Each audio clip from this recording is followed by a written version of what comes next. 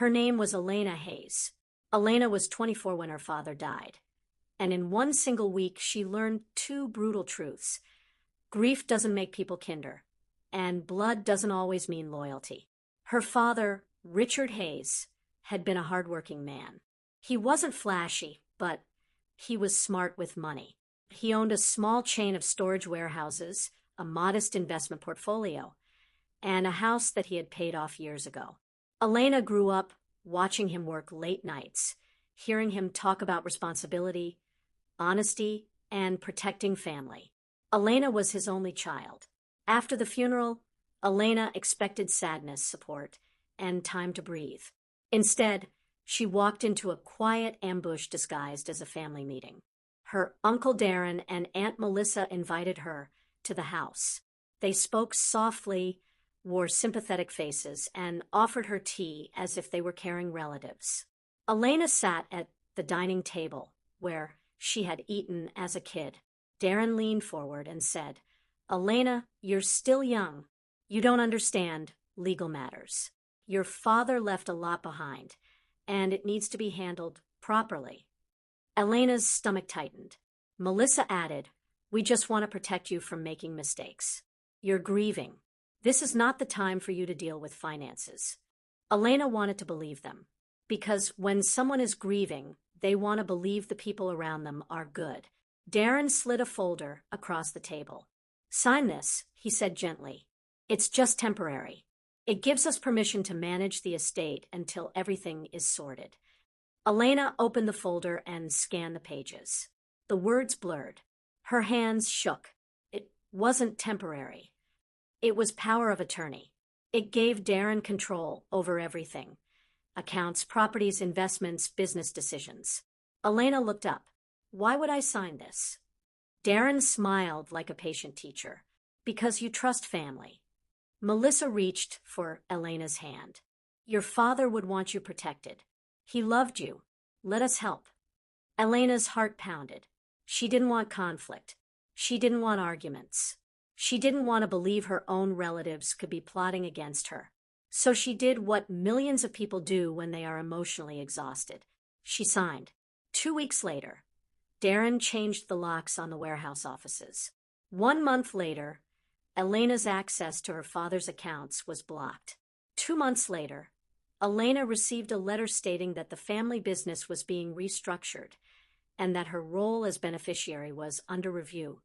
That was when Elena finally understood. They weren't helping her. They were stealing from her. Elena confronted Darren. He didn't even pretend anymore. He leaned back in his chair and said, "You're young. You would have wasted it. We're keeping the money in the family." Elena's voice cracked. "I am the family." Melissa stepped in with a cold smile.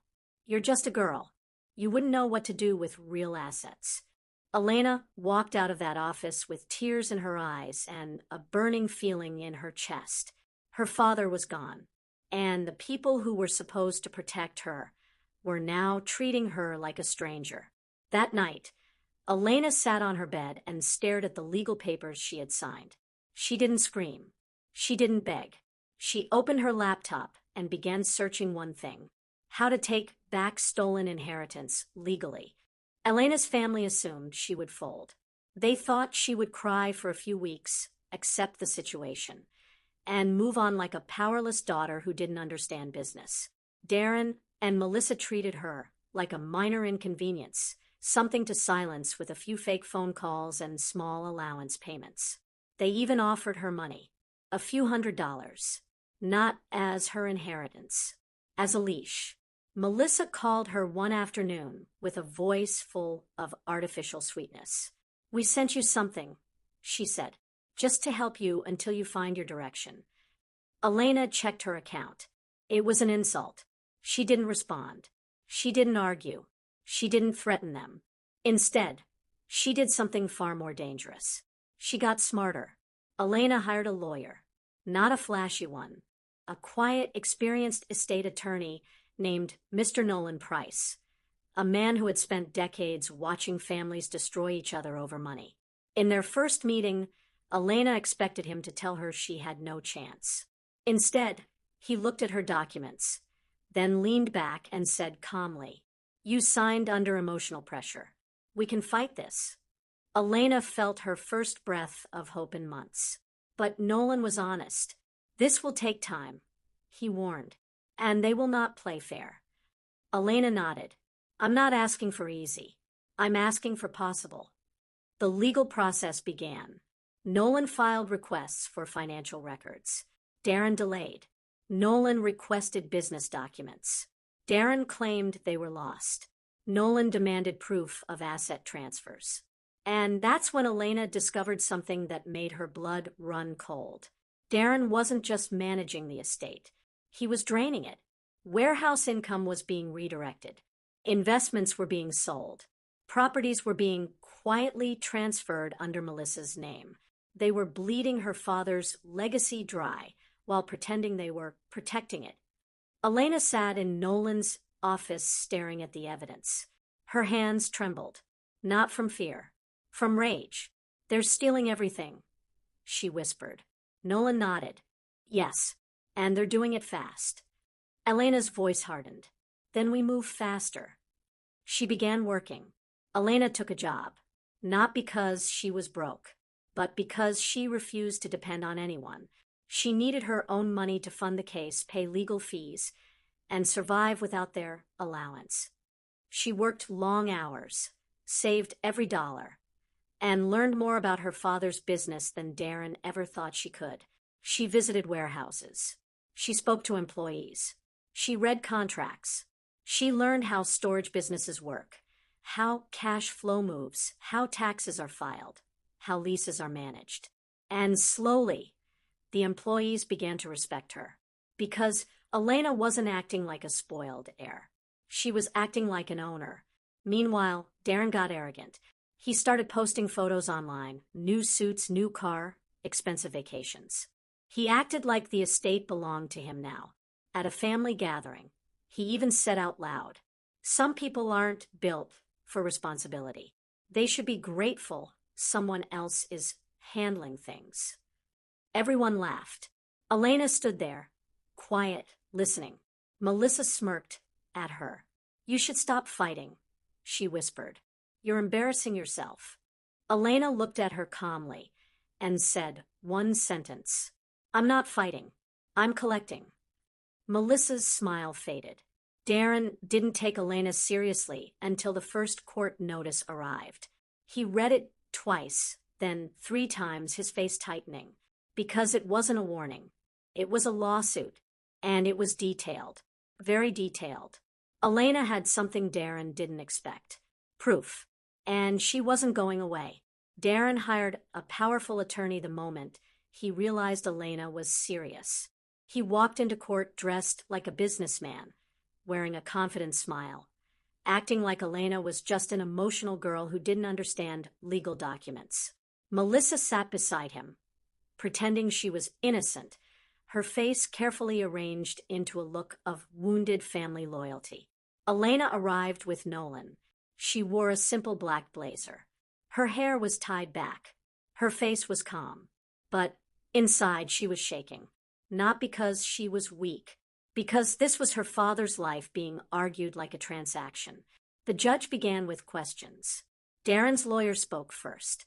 He argued that Elena willingly signed the documents, that Darren had acted in her best interest, and that Elena was now trying to undo a legal agreement because she regretted it. Darren even looked at Elena and sighed dramatically, as if he was the victim. Elena stayed silent. Nolan stood up and spoke next. He didn't raise his voice. He didn't act emotional. He simply laid out the facts. He presented the power of attorney document. Then he presented the timeline. Then he presented bank records. Then he presented asset transfers. Then he presented warehouse income statements. Then he presented proof of Darren's personal expenses being paid directly from estate funds. The courtroom went quiet. Darren's face changed. For the first time, he looked nervous. Melissa leaned closer to him and whispered something urgently. Nolan continued. He explained that Elena signed while grieving under pressure from relatives who held a position of influence. He argued that Darren abused the power of attorney for personal gain, violating fiduciary responsibility. Then Nolan said the sentence that made the judge lean forward. "We are not asking for the inheritance back. We are asking for full repayment, damages, and interest." Darren's lawyer objected, but the evidence was too strong. The judge ordered a forensic audit, a full financial investigation, and that was the beginning of the end for Darren, because forensic audits don't care about family titles. They care about numbers. Weeks later, the results came in. Darren had taken far more than Elena even realized. He had sold one property under market value to a friend. He had transferred money through multiple accounts. He had paid personal credit cards using estate funds. He had even tried to rename warehouse ownership under Melissa's maiden name. It was fraud, not a misunderstanding, not help. Fraud. Darren's lawyer tried to negotiate a settlement. Melissa tried to call Elena. Elena didn't answer, because Elena had reached a point where she no longer wanted apologies. She wanted justice. The judge ruled in Elena's favor. Darren was ordered to return the stolen assets. But it didn't stop there. The court added penalties, fees, and interest. Darren's face turned pale when the final number was read. It was more than the inheritance itself, because Darren didn't just steal. He damaged the estate. He broke the law. He violated trust. And the court made him pay for all of it. Outside the courthouse, Darren approached Elena, his voice shaking. "Elena, please, we're family." Elena looked at him calmly. "You stopped being family when you stole from me." Melissa stepped forward, tears in her eyes. "We didn't mean it like that." Elena's eyes didn't soften. "You meant it enough to take everything." Then she turned and walked away. For the first time since her father's death, Elena felt her chest loosen. Not because she won money, because she won truth. And Darren, the man who thought he could steal from a grieving girl, realized too late. He had stolen from the wrong person.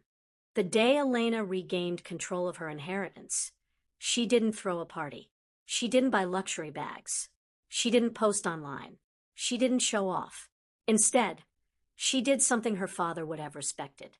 She rebuilt. The court returned the warehouses, the investment accounts, and the properties back under Elena's name. Darren was forced to pay additional money, penalties, and interest. The court also froze several of his assets until the full amount was repaid. Darren lost his new car. Darren lost his lifestyle. Darren lost his reputation. And the family that once praised him suddenly stopped calling, because people love being close to power, but they hate being close to consequences.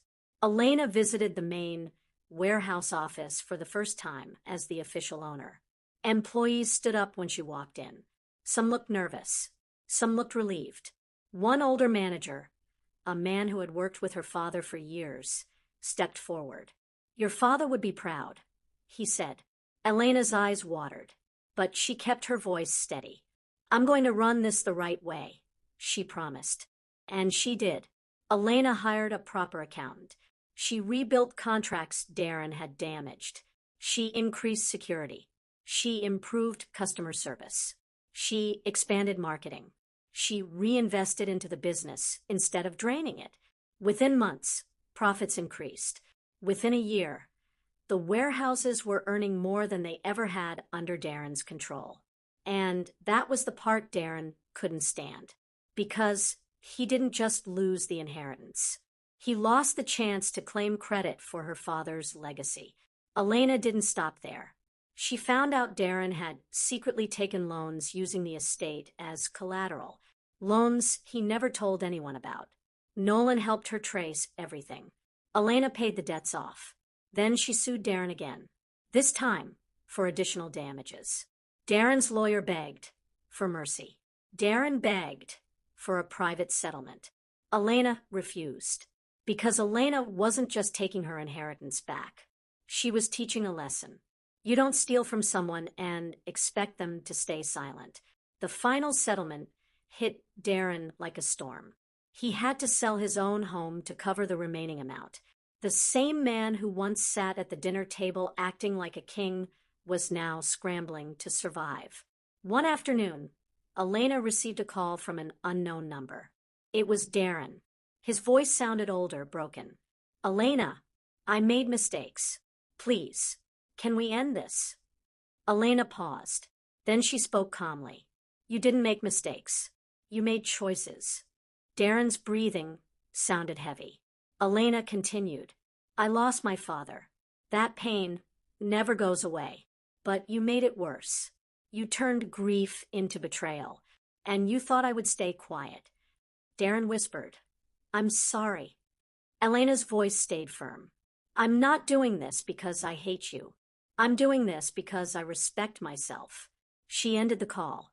That evening, Elena sat in her father's old chair at the office. Never let grief make you blind. Not everyone who calls themselves family is safe. Some people will smile while taking everything you own. The real power is not in revenge. The real power is in standing up for yourself, learning the system, and fighting legally and intelligently. Work in silence. Collect proof. Stay consistent.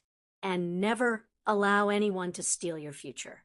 Because when you respect yourself, the world is forced to respect you too. She opened the notebook he used to keep. On the first page, he had written a quote, "Protect what you build, even from family." Elena smiled sadly. Then she wrote a new sentence beneath it. "And if they steal it, take it back with interest." Thank you so much for watching this story till the end. If you enjoyed this revenge story, make sure to like this video and subscribe for more powerful revenge stories like this. Also, comment below and tell me what kind of story you want next. I read your comments and I will create a story for you. See you in the next one.